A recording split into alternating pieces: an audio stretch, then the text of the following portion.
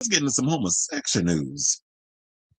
And let's windmill on Matt Rogers and his parrot, Bowen Yang, because they decided to fix their mouths to talk about a subject they know nothing about, which is politics. So, I don't know, over the weekend, what was it, like Friday or whatever the case was? Uh, I was scrolling through my phone or whatever. I was trying to remember, where was I? I don't know where I was, but I was scrolling through my phone. All of a sudden, I saw this Matt Rogers making comments about Jasmine Crockett. And when I'm watching the thing, I'm like, boy, they're about to eat your ass up on this social media. And lo and behold, that's what they did, because he was sounding like it was just word salad. Like, none of what he was saying was making logical sense.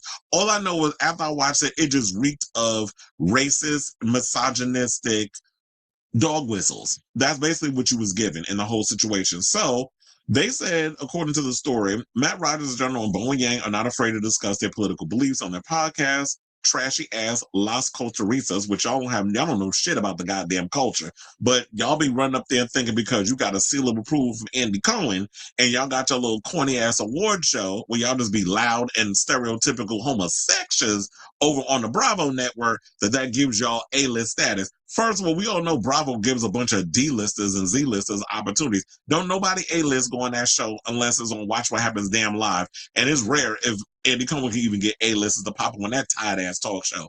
But Matt Rogers and Bowen Yang apparently have their own little thing going. They have their podcast. Very few people listen to it. And funny enough, I've always, from the clips I've seen, because I've never seen a full episode of their show, they're just not the type of gays that I find remotely entertaining. I find them more annoying than entertaining. And it seems to be a lot of these annoying queer pundits that get a lot more attention because they're annoying. And y'all walking around being gay stereotypes. And to me, I've always looked at Bowen Yang side-eyed. Like, I was like, what is the thing about him that's irritating me? Matt Rogers already irritated me. And I already told you, I saw his ass at the Sabrina Carpenter concert. He was in the 100s because clearly you couldn't afford floor seats. But he was up there with his boo. I don't even know if they're still together. But before the big announcement was coming out about Matt Rogers on the gay blogs about his relationship, I seen them up in my section that I was working. He was up there with his man or whatever the case was, and they was having a good old time with that dry ass music from Sabrina. But I was like, if you really was boiling, your ass would be on the floor with everybody else. But he wasn't down there. But nevertheless, there was always something about Bowen Yang that rubbed me the wrong way, and I couldn't put my finger on it. And I was like, he's a pick-me. He always comes across as one of those Gaysians that feels like if I assimilate myself close to whiteness, then I've arrived and I've made it in the industry. And he was definitely giving that in this clip that I'm about to play y'all. So they got up on this show and was doing some I don't think so, honey, which I find it funny that you pretty much dismiss a black woman being able to run Texas, let alone, I would not be surprised if he was somebody who was against Kamala Harris being president too. And probably voted for Trump, low key, no shade. Or maybe all shade, I should say. And y'all do all the mannerisms. I don't think so, honey. Those are black woman isms that y'all be doing. So I find it funny that you white people, you white gays, love to use the lingo of black people. You want black people to clean up the mess that a lot of these white constituents in politics or whatever do. You want her to be the mammy, but you don't want her to run the department. So that's what it was given with the way he was talking. So during the episode, they talked about their feelings on different politicians they supported in the early 2010s and how they knew their chances of winning were slim, but still support him. Because he mentioned that how he don't like Gavin Newsom. And he feels like because his strategy of dunking on President Donald Trump and Republicans and in speeches without following that up with actionable change. Well, Gavin Newsom's been doing some things in regards to California. You just ain't been paying attention. You just been focusing on what goes viral on social media. But he's been going back and forth on Donald. And what it is, the main goal of politicians going against Donald Trump, people want to see a fighter. And we're not seeing any kind of fight on the Democratic side. You're seeing it from Ro Khanna. You're seeing it from Bernie Sanders. You saw it from Zohran Mamdani, but he's a democratic socialist. You're seeing it from AOC. You're seeing it from who's another one? I did say Jasmine Crockett. You're seeing it from her. So yeah, let me play the clip of what this hoe had to say. And wait, hold on. And then we will come back and we will talk. All right, please hold. Let me just qualify the Jasmine Crockett thing. She's not going to win a Senate seat in Texas, you guys. Like, if Beto O'Rourke couldn't do it, like, Jasmine Crockett is not going to do it. She is and it's nothing against her. It's just that she is a politician and that she is like, like very well defined already. And I think it's my opinion that we are going to need someone who is less defined at this moment. Mm-hmm. That then rises up. Like, I'm interested in this Tallarico guy from Texas. Oh, I don't know him. I'm just interested in him. Okay. You know what I mean? I'm like, oh, I haven't seen him before. It would be hard for them to define him as anything other than what he is, which is like a rising Democratic politician from someplace like Texas, who is like, yes, speaking a little bit to the middle, but at least he's someone that like we can't define already. Okay. You know what I mean? Let me just. So tell me you know nothing about politics, but not telling me you don't know anything about politics. And that whole comment right there shows you know nothing. So because Jasmine Crockett has been defined by, and he didn't specify which exact group has defined her. Who are we talking about? We talking about the Republicans? Because I always feel like when it comes to a lot of you pussy ass spineless Democrats, y'all worry about what the other side is saying about your people instead of actually standing in the shits along with your people and really having a back in a lot of situations. So defined by what? I need to know what is exactly she's been defined by. And also, if you're going to talk about you're interested in this Tallarico guy and Bowen, I don't know her. I don't know who is that. Why am I doing Tim Gunn as Bowen Yang? I was like, if you don't know if you're interested in a candidate, my thing is this. If I don't like, I'm not saying you just need to blindly, because I don't like the whole identity politics shit either. No shade. I'm just saying. I'm not going to vote lockstep with somebody because they're black or because they're a woman, because they're this, or because they're that. Tallarico and Crockett are the two that are running in Texas. Texas is also a very big state. It is very complex. Trying to understand like all the nuances. And I have somebody who actually, and I have a clip that I want to play also of someone who lives in Texas that is going to break down the policies of what is at stake and what's going on in Texas. And my thing also with this is that if you're not going to vote for Jasmine Crockett, I need to understand policy. Like, you need to explain. You can't say, oh, she's just not going to win. How the fuck do you know? First of all, you live in New York, bitch. You don't even live in Texas.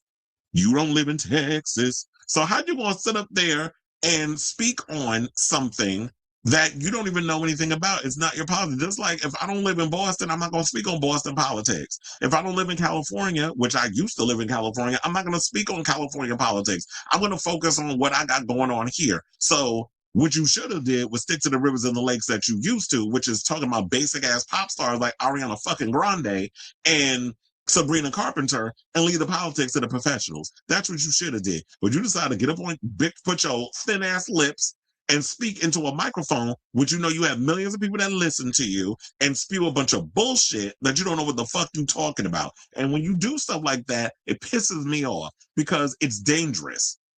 Going on and telling people not to vote for somebody and don't give no valid reason as to why not to vote for them. So if you're going to say Tallarico is a much better candidate, why is he a better candidate? What are the policies that you feel trumps, no pun intended, Jasmine Crockett's?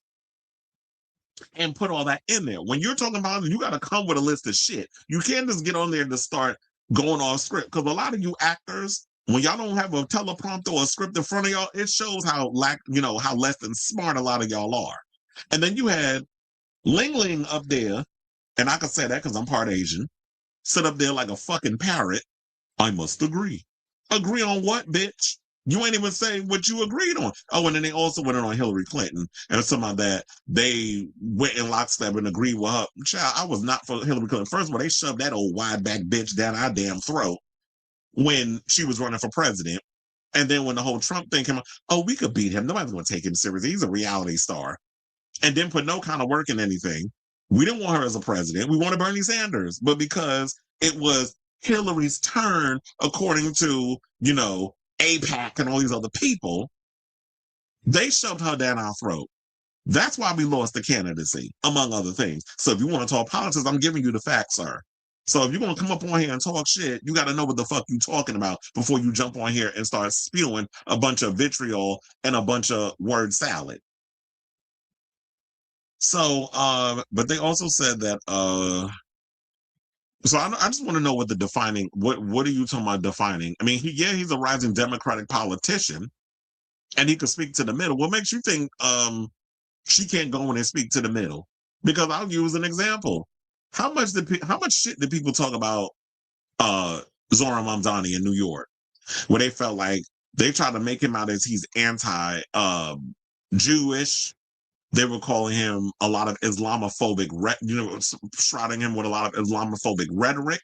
They were saying all these things, but Zohran went in the trenches and was speaking to all the people that they told that he wasn't going to get to come on his side.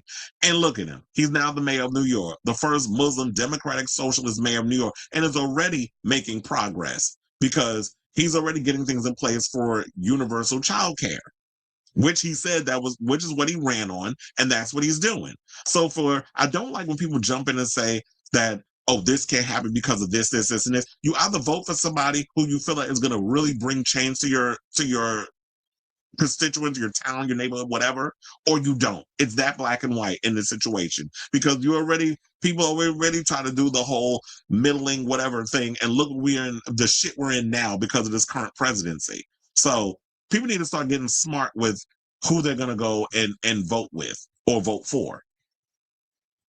And look, yes, I think maybe he's saying because she's popular and she went after Marjorie Taylor Greene, rightfully so, because Marjorie Taylor Greene is a grifting ass bitch. I'm not buying this whole grift that she's trying to shove down our throat or whatever the case is. She also went in on Greg Abbott and called him Governor Hot Wheels, which I saw some old ass man literally look like he's a Trump supporter. All the stereotypes when I looked at his picture, and he was in Variety's comments somehow, well, is she gonna apologize for calling Greg Abbott hot? No, it's definitely fitting for him. And my thing is this: if that other side can make a whole career out of name calling and bullying and saying all those things, then if we want to clap back, which is what we want a fighter. We want somebody that can stand up to the establishment and call them out on their shit. We should have the right to do it. But y'all can dish it out, but you can't take it. My thing is I got thick skin, so I can come up on here and cuss somebody out. And if you want to come at me, go ahead. But at least have your facts straight before you try to come for me. Now, that ain't the only thing. I want to come here. There was another clip, a stitch. I do want to play this one. Too Raw, Too Real. And one of the things I didn't know about this, because I did like Keith Edwards at one point, but I did not know that Keith Edwards was the one that had kind of started this whole situation regarding this anti-Jasmine Crockett slander. Another white homosexual that I liked. But now that I'm hearing this shit, I'm like, oh no, I'm about to put you in the same category as I put Brian Tyler Cohen and the rest of them.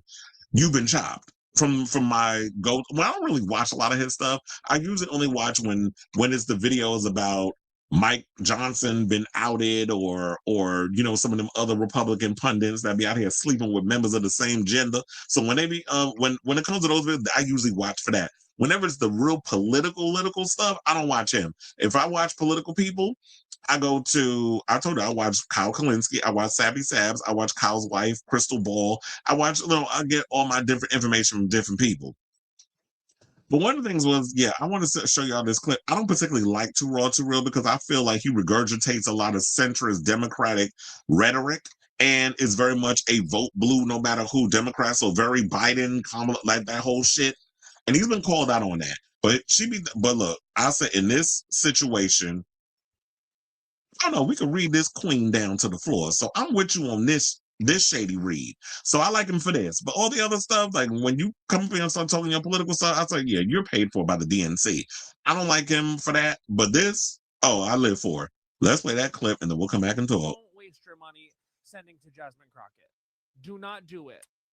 Hi, I'm Too Raw, Too Real, and I don't give a fuck how you feel. Matt, I'm about to lay your ass flat. Let me tell you something, bitch. Don't you ever in your 35 years of being here and being queer think you have the audacity, the caucasity to be a cunty-ass Caucasian and telling a black woman who the fuck she can and cannot motherfucking be, bitch. This alabaster-ass, fuck-ass podcaster used his platform, which he's ill-informed, to tell his audience not to give any type of financial campaign assistance to Jasmine Crockett. He says don't give her any money. It's a waste of time. Pick that cotton, dig that ditch, fry that chicken. You're not going to win in Texas. You're too black, bitch. She's not going to win a Senate seat in Texas, you guys. guys. Like, if Beto O'Rourke couldn't do it, like Jasmine Crockett is not going to do it. Then he says, oh, she's only making this about her. Anytime a politician is making it too obviously about themselves, I'm already done. Well, was she making it about her when she was standing up against ICE? The fact that a woman was killed, she was shot in her head, and y'all are pretending like nothing happened. I remember when Charlie Kirk got killed.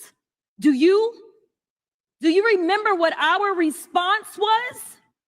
Our response wasn't to sit there and pretend like it was okay.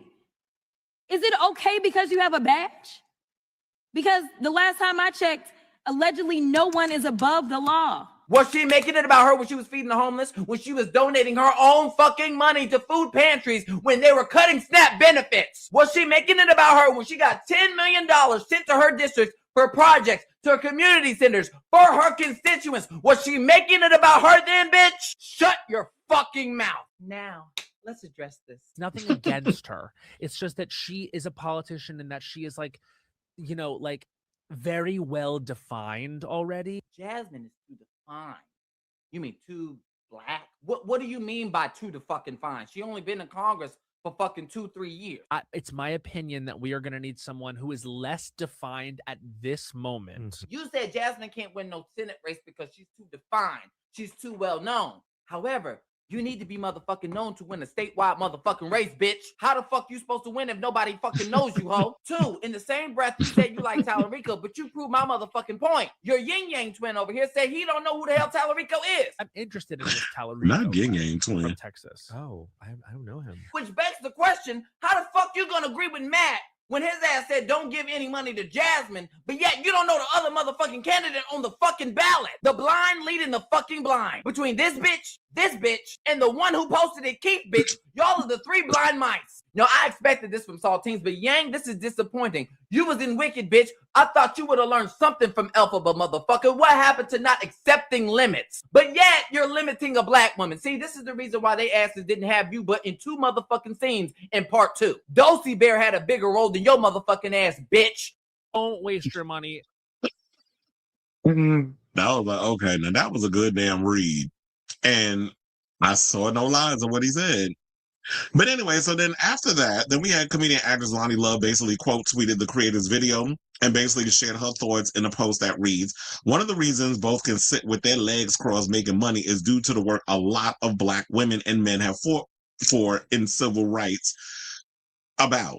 And which is exactly true. If it wasn't for the civil rights movement, if it wasn't for the black people and black women and the gays or whatever that was up in there, a lot of you homosexuals would be able to sit there with your legs crossed and a microphone shoved up in your mouth, be able to spew the bullshit that you spewing. At least know your history before you come out here and start spewing a bunch of nonsense. But you being a white male with a lot of privilege that immediately comes with privilege, because, you know, a lot of people like Matt, being gay is an afterthought. That's not the first thing that they are. They're white, they're male, and then they're gay. So he'll suck dick when he needs to. And I guess because that recent story that came out about Matt and the whole thing about him admitting that he flirts with Andy Cohen and had to dispel rumors that they had hunched. I'm like, first of all, 2 bottoms don't make a motherfucking top. Number one, no, I ain't saying no shade. It is all the shade. I mean, all the shade with this shit. 2 bottoms don't make a top unless y'all want to use a double-sided dildo on each other. But I guess that didn't make enough of us, didn't blow up enough over on the gay blog. So now you're going to say this foolishness. And now you out here with egg on your face and a foot in your mouth. So yeah, and then also, like she said, like if we thought like this, she can't win, we wouldn't have LGBTQ rights today. They don't even live in Texas. Which is the fact, like, how are you speaking on Texas politics when you don't even live in Texas? So that's one of the things. Now, speaking of Texas, I want to play out this clip from a young lady who goes by Howdy Politics. She lives in Texas. And so for those who are not aware of what the policies are out there, what it's like, what they're dealing with, I want her to explain it, because Matt and Ling Ling think they know every goddamn thing. Ding-a-ling-a-ling-ling. That's what I'm going to call y'all. So Let's play that clip and then we'll come back and talk. And Matt Rogers and Bowen Yang have walked back to their comments on their Poderistas podcast after seemingly the entire internet called them out on their uninformed take of the Senate race in Texas. Rogers told people not to donate to Jasmine Crockett because she can't win a statewide race in Texas because Beto, a white man, couldn't do it, but then seemingly propped up James Tallarico despite admitting he doesn't know a lot about it. Many commenters pointed out to the fact that these comedians don't live in Texas or understand our politics, but I do, so let's talk about it. First things first, independent polling in Texas that came out yesterday shows that Jasmine Crockett actually has a net positive favorability amongst Texas voters, while the two Republican frontrunners both sitting in the negative double digits. So the idea that Crockett is somehow too controversial to be liked amongst voters just isn't supported in data. People see her as a fighter, and in this moment, that's what they're looking for. The Democratic primary in Texas for Senate is going to come down to is strategy and who is best poised for the general election. And not only for their own race, but who can help lift up the most down ballot candidates to victory, because Texas House Democrats need to flip 14 seats before the 2030 census if we're going to have a chance to draw those maps. Now, there's a lot that I could point to that's different on strategy with these candidates, but since Rogers wanted to talk about money, let's start there. Jasmine Crockett is a household name. James Tallarico, on the other hand, is still unknown to over half of Texas voters, according to the latest Texas Politics Project polling. And that includes 34% of Democrats, which shows this is a big problem for him, even in the primary. And his supporters keep saying, look, he just needs more time. He needs more money. In the last 90 days, he has spent nearly $1 million on Facebook ads alone. And in that time period, we have seen no shift in his name ID. Here's some really hard truth. The Democratic ecosystem as a whole is hurting. Supermajority, a nonprofit focused on mobilizing women voters, announced that it is shutting down. The group had previously planned to invest in the Lone Star State this cycle. And I know of several other organizations that are pulling out of Texas this cycle, citing funding. Even more so than normal, our Senate candidate is really going to have to financially carry our down ballot candidate like Jasmine Crockett doesn't have to spend on name ID. She doesn't have to hire an expensive media firm in New York City to book her on media. She gets earned media. She's also not lighting money on fire with the same very expensive and very out of touch ad agency that ran Colin Allred's TV ads last cycle. But I digress. Crockett's money is able to stay in Texas. And with two candidates who are very similar in policy, even if not federal experience, that difference matters. Ultimately, Texas voters will have to choose their fighter in the March primary. And it's important that we do so in the most informed way possible. So I am glad that we'll see the two candidates face off in a January 24th debate. I'll be covering races up and down the ballot in Texas this cycle, so make sure to follow for more. Well, look, at least it goes to show that, you know what, between Jasmine Crockett and Tallarico, to me, because Jasmine is the more familiar face and she has the record to back up a lot of what she's been doing, she, to me, seems like the clearer choice. A lot of people don't know who James Tallarico is. Yeah, he spent $1 million. They're saying, like, but he hasn't shifted he hasn't moved the needle in regards to the Texans wanting to vote for him. And Texas is not some small little thing. There's a lot of parts of Texas that are just huge. It's about as big as California. So, but I think California might be bigger because you literally got to take the plane from certain places when you in California. So yeah, I wanted to play this so that way people get an idea of the political stuff. Also, I want to give a shout out to Tina Fey because she tried to tell y'all about I don't know why this damn thing won't pause. Hold on. Because I want to play this thing where she was trying to tell Bowen Yang about himself, but he think he know every damn thing. Hold on. Let me see if I can rewind it. This podcast. Hold on. I don't think so, honey. Bowen Yang giving his real opinions about movies on this podcast. I regret to inform you that you are too famous now, sir. I know. What's going to happen? You having a problem with Saltburn? Quiet luxury.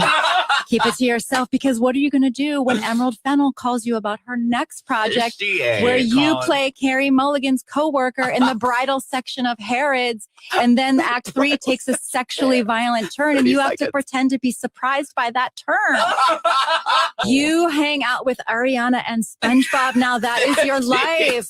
Okay. And Matt Rogers, I can tell you, you got about 1 year left. And then learn from my mistakes, learn from IO. Podcasts are forever. 5 seconds. Authenticity is dangerous and expensive. I don't think so, honey. This is actually, that's what it is. And that is so that's real. An all-timer. Las culturistas. I don't think so, honey. Bowen Yang giving his real opinions about movies on this podcast. All right. So I don't think, no shade, but yeah, he is a little too big for his britches. I honestly don't see Matt Rogers' career even getting to that point at this point.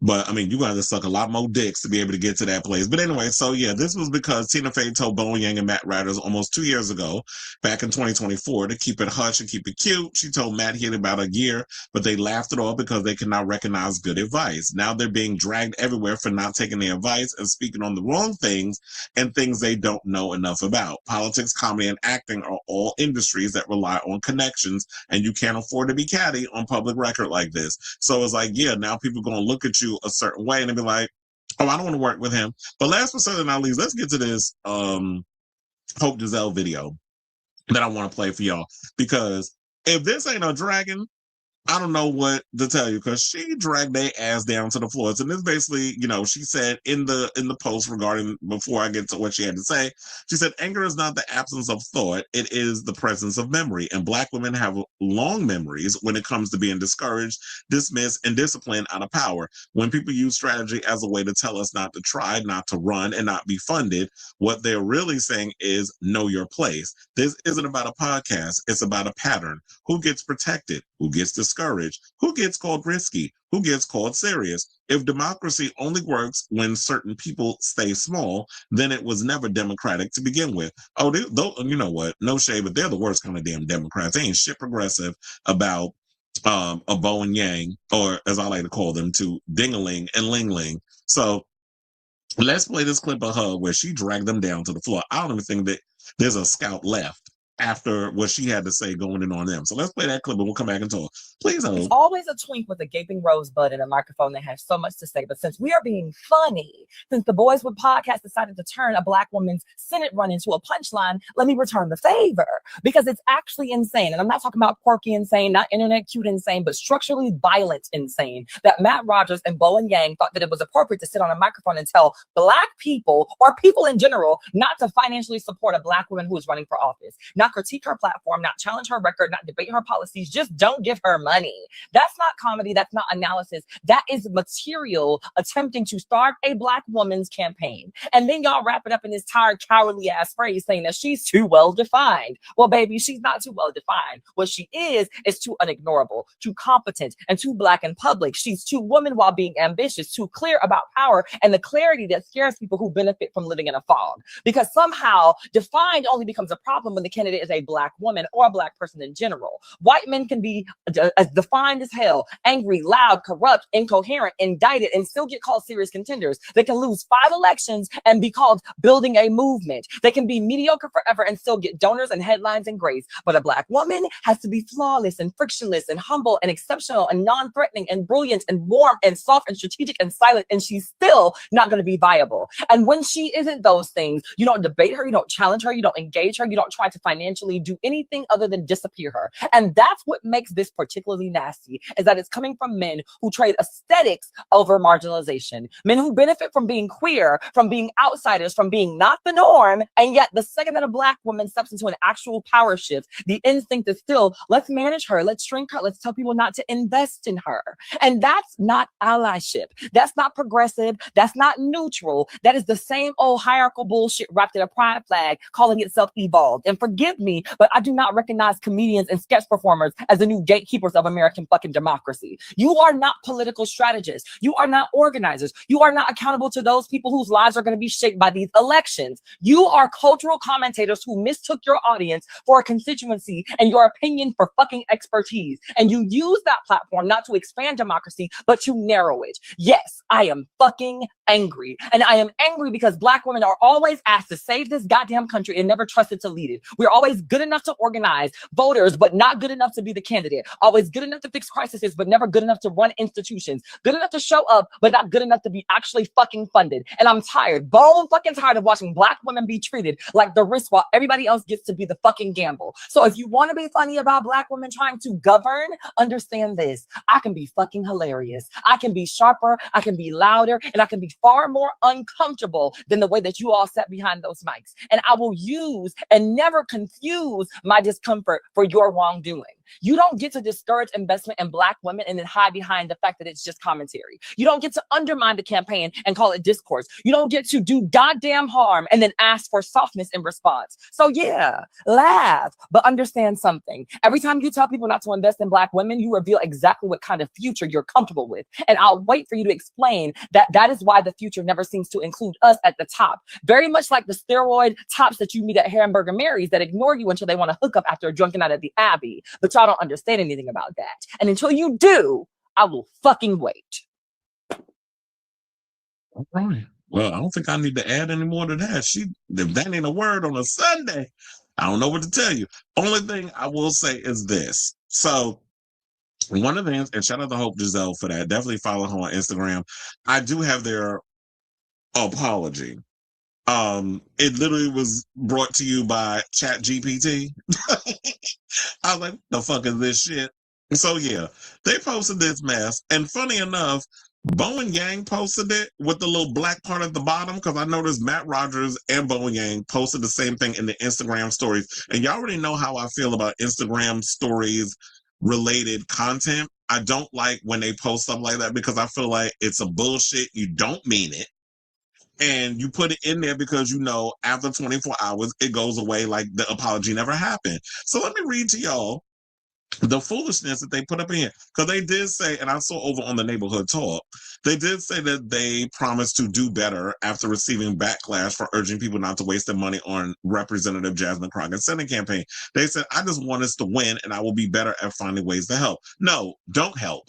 The best way for you to help is not to help, because he said that he gave some money to some woman in Maine or whatever, and he learned his lesson around that. So I guess you're not realizing politics is a gamble, that there are going to be people who win and there are people who are going to lose. So whoever you decide to give your money to, you can't expect that. I mean, I know you will hope that they will win, but if they lose, you got to realize that that money that you threw up behind that person, you lost out on it. Kind of like gambling. You can't just be throwing money at people expecting to just be like, oh, they're going to win or whatever the case is. Like, you get into things for the wrong reasons. And it's just like, you don't know what you're talking about. So just stay in your place. Just, talk about the mediocre ass pop stars that y'all be talking about. That caters the white gays. So he said, hey, everybody, I hear the response and I am taking every bit of it into heart, I promise. Transparency and candor matter to me, especially on the podcast. I'm a very no, you're not. I'm a very progressive person who cares deeply. You are not progressive, sir. You give a lot of centrist corporate democratic ideology in how you speak. There is nothing, and I cannot stand when people talk about how progressive they are, but it doesn't show in the things that you say. There's nothing progressive about you. So that's bothering me right now. But let me finish. He said, I'm a very progressive person who cares deeply about winning these elections, but my phrasing was not right. I will be more thoughtful. I really do promise. Well, if you're going to be more thoughtful, that's why I said, look, I already told y'all what needs to be done if you're going to jump in these political spaces. You got to make sure you make all of your points, make bullet points, do something, but at least be informed in what it is that you're going to say. He also went on to say, I have great respect and admiration for Representative Crockett. No, you don't.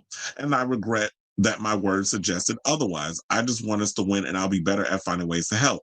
And then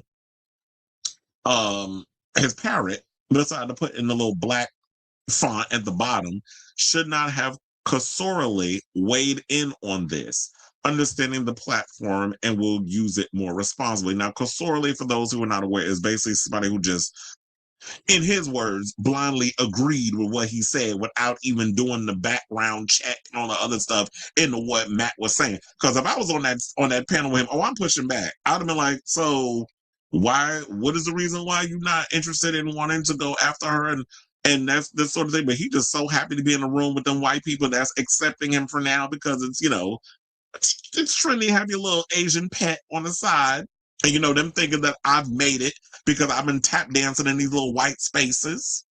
So he just so happy to be bright-eyed and bushy-tailed and being in the room mingling with the Ariana Grandes and Matt Rogers and all these other celebrities, like Tina Fey said, him and SpongeBob, that, he's not going to question the thing. Because as fast as he got to be in that room with them A-listers, the fast they could kick his ass out and put him out the pasture. He is about every bit as that character he played in Fire Island. One of my friends said he better not see Matt Rogers in Fire Island. Well, I do plan on making a trip.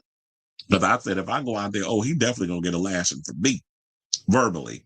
So, yeah, that's basically all I got so far. I know this is going to be a long one because there was a lot of ground to cover regarding this conversation. It is deeply nuanced. It is multi-layered. And you know I had to come with all my goddamn receipts. So, look, I say at the end of the day, these two Nelly bottles with their misinformed political viewpoints and lazy apology can take their opinions and fake walk back and shove it up their carotid, you loose poop shoots. That's all I got to say on that. So I definitely want to hear from y'all. What are your thoughts on this whole story regarding Matt Rogers and Bowen Yang and their comments about Jasmine Crockett? I never knew for them to be political. I already knew they were just talking about a lot of vapid pop culture stuff. So I never thought about anything deep or nuanced would come from them. But they went and said this, put their foot in their mouth. This is their first major controversy. It'll be interesting to see how they bounce back from it and what the future holds in regards to that. But it's like, yeah, if politics is not your wheelhouse, keep that in the group chat. That's all I got to say on that. So let me know what you guys think of this story in the comments down below.